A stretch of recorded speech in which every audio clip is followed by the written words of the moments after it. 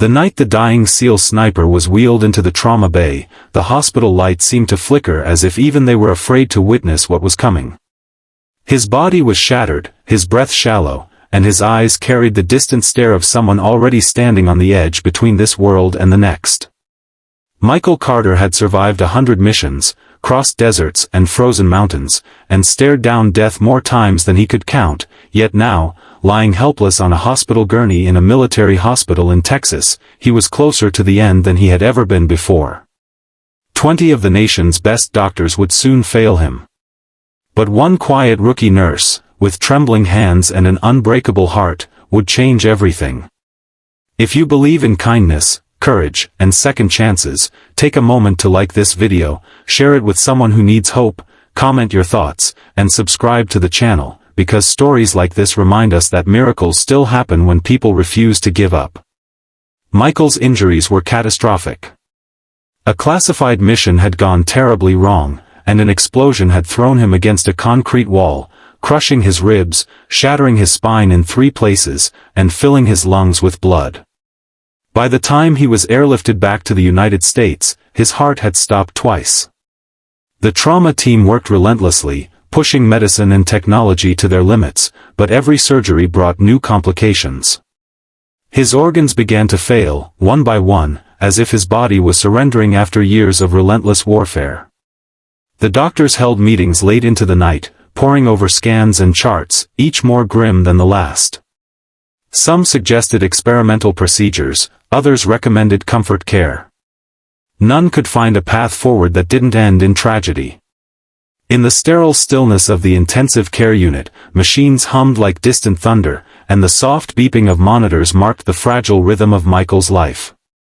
His family stood at the edge of his bed, hollow-eyed and silent. His mother, Rebecca, clutched a worn Bible in her trembling hands, whispering prayers she barely believed would be answered. His younger brother, Andrew, stared at the ceiling, fighting back tears and anger, haunted by memories of their childhood when Michael had promised to always protect him. Now, the protector lay broken, unable to lift a finger. The medical staff did everything they could. Surgeons operated for hours, only to watch his condition deteriorate.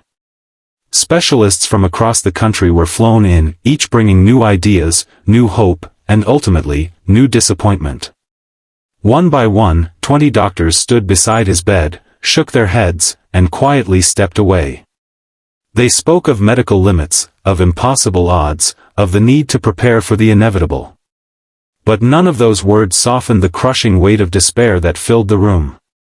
Among the flurry of experienced nurses and senior physicians was Grace Miller, a 23-year-old rookie nurse on her first month in the ICU.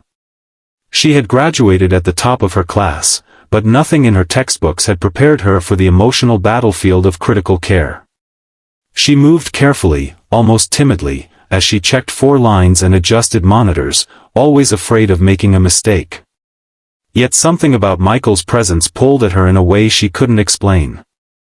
She found herself lingering by his bed longer than necessary, studying his scars, his rigid posture even in unconsciousness, and the faint lines of strain carved into his face. Late one night, when the ward was quiet and the halls echoed with distant footsteps, Grace noticed something unusual. As she adjusted his ventilator, she saw a subtle twitch in his fingers, a faint response that didn't align with the doctor's belief that his nervous system was shutting down. Her heart began to race. She reviewed his records, scanning every note, every observation. Buried deep within the files was a detail that caught her attention. Michael had been trained to respond to auditory cues, even under extreme trauma, particularly his military call sign, a word that had been used to anchor him during high-stress operations. The call sign was simple, yet powerful: Sentinel. Grace hesitated. She was a rookie, barely trusted with basic responsibilities, and the idea of challenging the conclusions of 20 seasoned doctors felt absurd. But something deep inside her refused to let go. She believed that Michael was still fighting, trapped within his broken body, waiting for someone to reach him. Taking a deep breath, she leaned close to his ear and whispered his call sign, softly at first, then again with gentle insistence. For a moment, nothing happened. The machines continued their steady rhythm, and the room remained still. Then, almost imperceptibly, Michael's heart rate shifted. The monitors flickered, showing a subtle but undeniable change. His fingers twitched again, stronger this time, and a faint crease formed between his brows, as if he were struggling to surface from a deep, dark sea. Grace's breath caught in her throat. She called for the attending physician, her voice shaking as she pointed out the changes. At first, the response was skeptical.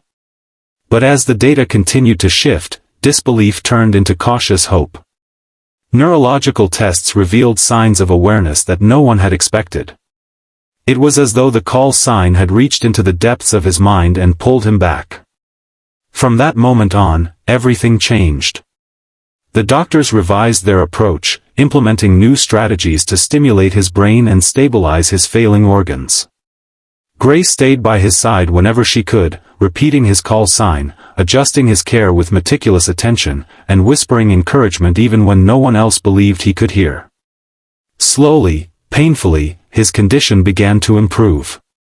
His breathing strengthened, his heart steadied, and the swelling in his brain started to recede. Days turned into weeks, and weeks into months. Recovery was grueling. Michael woke disoriented and frightened, trapped in a body that no longer obeyed him. Every movement was agony, every breath a battle. Yet Grace remained a constant presence, offering quiet reassurance, celebrating the smallest victories, and reminding him of the strength that had carried him through countless missions. His family watched in awe as hope returned to his eyes, replacing the emptiness they had feared would be permanent. Physical therapy pushed him to his limits. Learning to sit up, to stand, and eventually to walk again required more determination than any battlefield he had faced. There were moments when he wanted to quit, when frustration and despair threatened to overwhelm him. But each time, he remembered the voice that had called him back from the brink, the word that had reignited his will to live. Sentinel. It became not just a call sign, but a promise to guard his own life as fiercely as he had guarded others. As his strength returned, Michael learned more about Grace. He discovered her humble upbringing in a small town in Ohio, her dream of becoming a nurse inspired by her late father, and her constant fear of not being good enough. He realized that her courage had been quiet, unassuming, yet powerful enough to save his life. In her, he saw a different kind of hero, one who fought not with weapons, but with compassion and unwavering faith. Months later, when Michael finally walked out of the hospital under his own power, the staff gathered to witness the moment. Tears flowed freely as Rebecca embraced her son, whispering prayers of gratitude. Andrew stood beside them, overwhelmed by the miracle they had nearly lost. And Grace, standing quietly at the back, watched with a mixture of pride and humility, knowing she had been part of something far greater than herself. Before leaving, Michael paused, turning back toward the ICU where his journey had begun. He understood now that survival was not just about strength or skill, but about connection, about someone believing in you when you can no longer believe in yourself. He carried that lesson with him as he stepped into the sunlight, determined to honor the second chance he had been given. If this story has touched your heart, please take a moment to like, share, comment, and subscribe, because your support helps spread messages of hope, courage, and compassion to people who need them most. And before this story ends, we have one special request for you. Please comment the word Sentinel below, to honor the power of belief and the courage it takes to never give up. Because sometimes, all it takes to save a life is one voice, one word, and one person who refuses to let hope die.